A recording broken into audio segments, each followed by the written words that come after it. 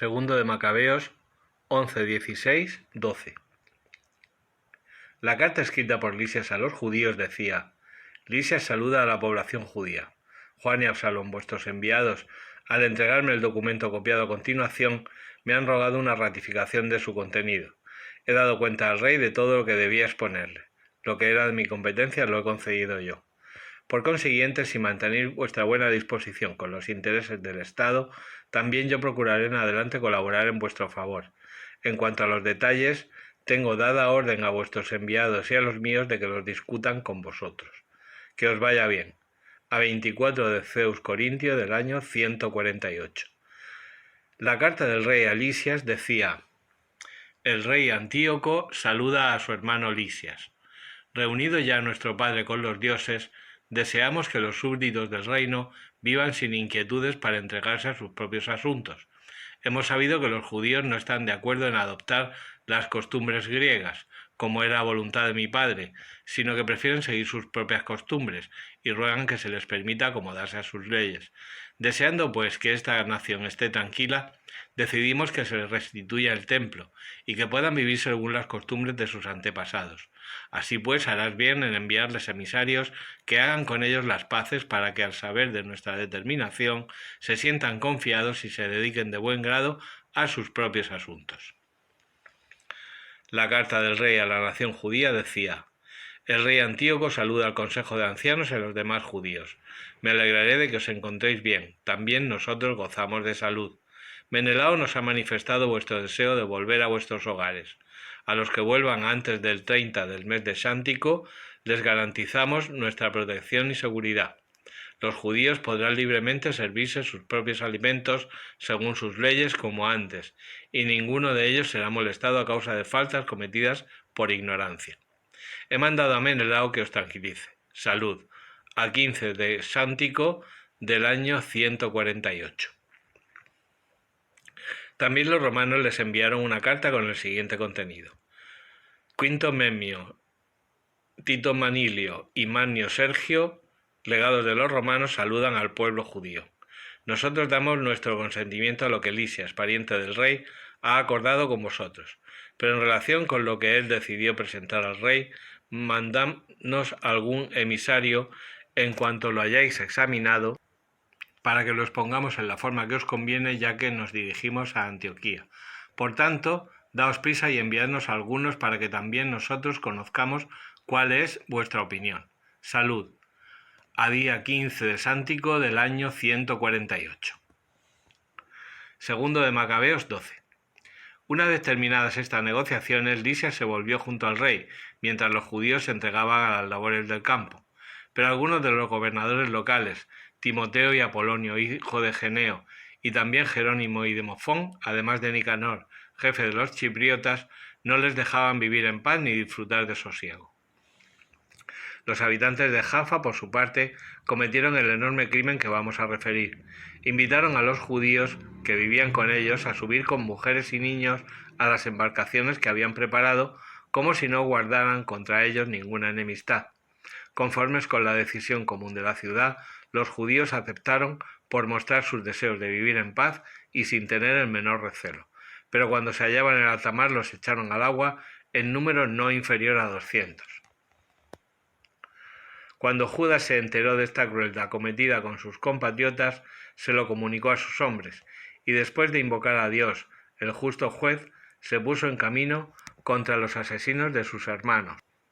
Incendió el puerto por la noche, quemó las embarcaciones y pasó a cuchillo a los que se habían refugiado allí.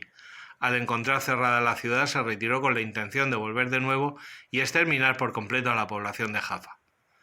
Enterado de que también los de Yamnia querían actuar de la misma forma con los judíos que allí habitaban, atacó igualmente de noche a los yamnitas e incendió el puerto y la flota, de modo que el resplandor de las llamas se veía hasta en Jerusalén, y eso que había 45 kilómetros de distancia.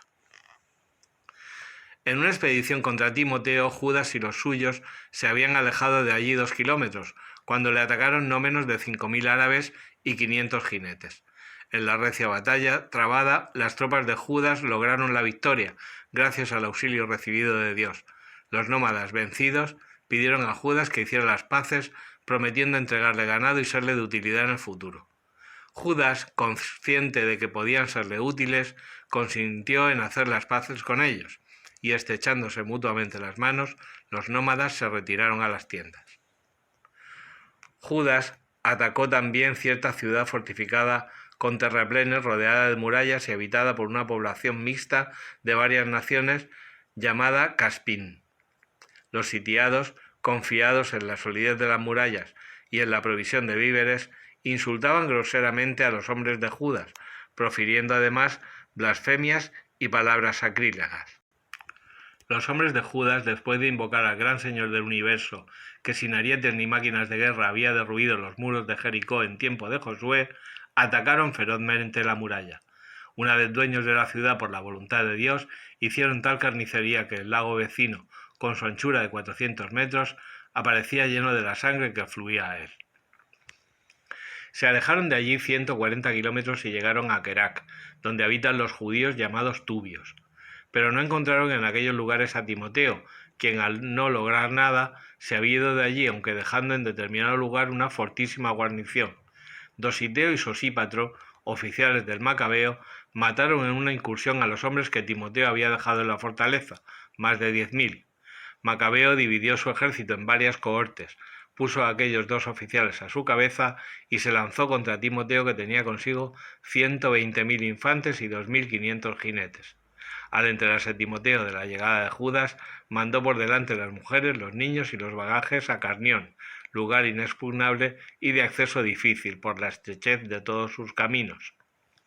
En cuanto apareció la primera cohorte, la de Judas, el miedo y el temor se apoderaron de los enemigos, al manifestarse ante ellos aquel que todo lo ve, y se dieron a la fuga cada cual por su lado, de modo que muchas veces eran heridos por sus propios compañeros y atravesados por sus espadas.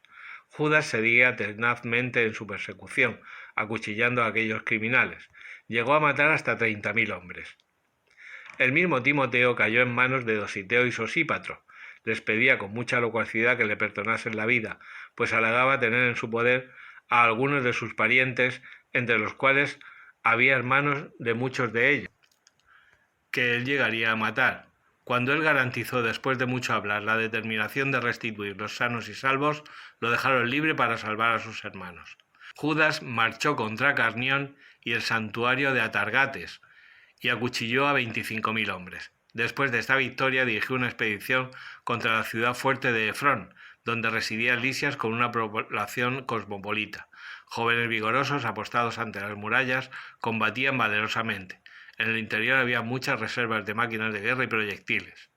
Los judíos, después de haber invocado al Señor, que aplasta con su poder las fuerzas enemigas, se apoderaron de la ciudad y abatieron a unos 25.000 de los que estaban dentro. Partiendo de allí se lanzaron contra Escitópolis, que dista de Jerusalén 100 kilómetros. Pero como los judíos residentes atestiguaron que los habitantes de la ciudad habían sido benévolos con ellos y les habían dado buena acogida en tiempos de desgracia, Judas y los suyos se lo agradecieron, rogándoles que también en lo sucesivo continuaran mostrándose benévolos con su raza.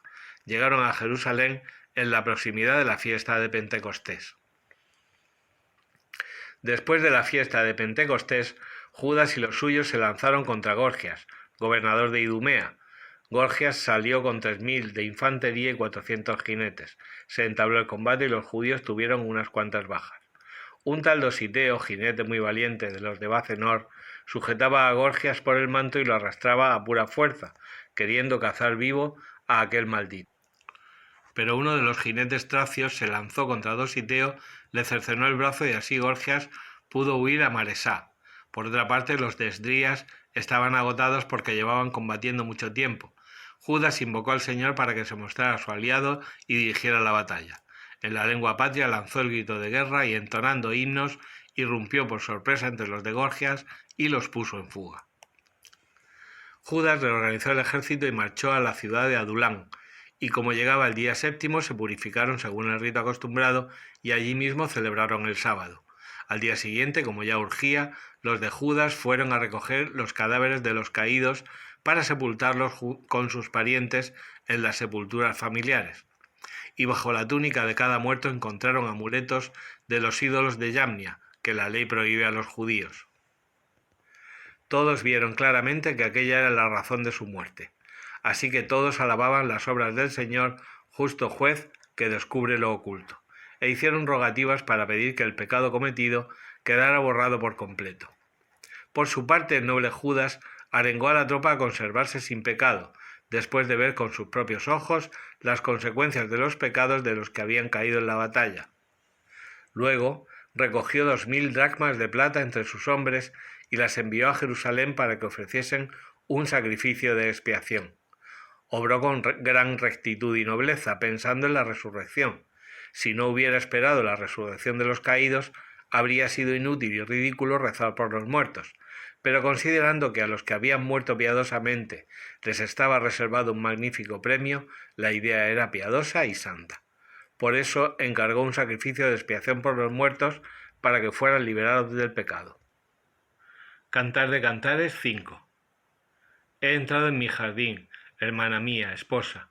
He recogido mi mirra y mi bálsamo. He comido mi néctar con mi miel.